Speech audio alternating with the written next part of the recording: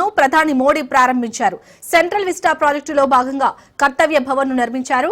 భారత ప్రభుత్వం కొత్త పార్లమెంట్ భవనం తర్వాత నార్త్ సౌత్ బ్లాక్ భవనాలను మార్పు చేస్తున్నారు. శతాబ్దాల చరిత్ర కలిగిన ఈ భవనాలను కొత్త కర్తవ్య భవన్ కు తరలించారు.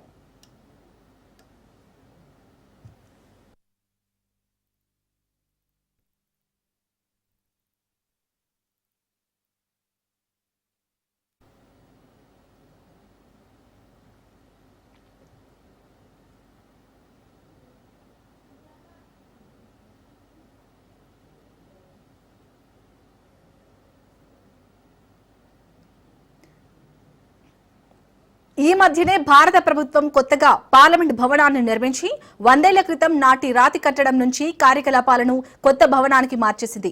ఇదే క్రమంలో త్వరలో మరికొన్ని కీలక పాలనా కార్యాలయాలు సైతం రాతి కట్టడాలను వీడి కాంక్రీట్ భవనాల్లోకి మారాయి. వాటిలో ప్రధాని కార్యాలయం కూడా ఉంది.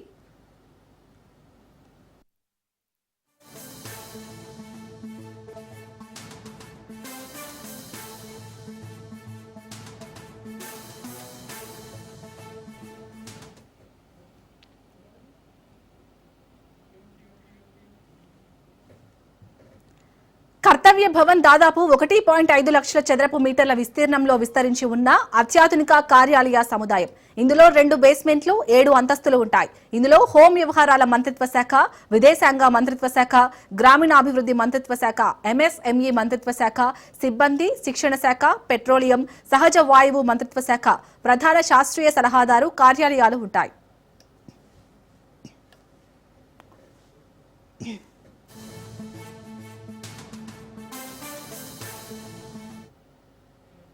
కర్తవ్య భవన్ ఢిల్లీ అంతటా విస్తరించి ఉన్న వివిధ మంత్రిత్వ శాఖలు, విభాగాలను ఏకం చేస్తుంది. ప్రస్తుతం చాలా మంత్రిత్వ శాఖలు శాస్త్రీ భవన్, నిర్మాణ్ భవన్, ఉద్యోగ భవన్ నుండి పనిచేస్తున్నాయి. కర్తవ్య భవన్ 3 సెంట్రల్ విస్టా ప్రాజెక్టులో భాగంగా నిర్మిస్తున్న సెంట్రల్ సెక్రటేరియట్ భవనాల్లో మొదటిది.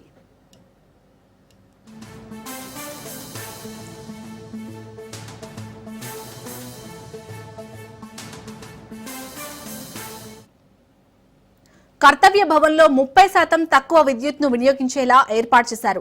భవనం చల్లగా ఉంచడానికి, బాహ్య శబ్దాన్ని తగ్గించడానికి ప్రత్యేక గాజు కిటికీలను ఏర్పాటు చేశారు. ఇంధన ఆదా చేస్తే ఎల్ఈడీ లైట్లు, అవసరం లేనప్పుడు లైట్లను ఆపివేయడానికి సెన్సార్లు, విద్యుత్ ఆదా చేయడానికి స్మార్ట్ లిఫ్టులు ఏర్పాటు చేశారు. కర్తవ్య భవన్ 3 పైకప్పుపై ఏర్పాటు చేసిన సౌర ఫలకాలు ప్రతి సంవత్సరం 5.34 లక్షల యూనిట్లకు పైగా విద్యుత్ ను ఉత్పత్తి చేస్తాయి. కర్తవ్య భవన్ లో 24 ప్రధాన సమావేశ గదులు, 26 చిన్న సమావేశ గదులు, 67 సమావేశ గదులు, 27 లిఫ్టులు ఏర్పాటు చేశారు.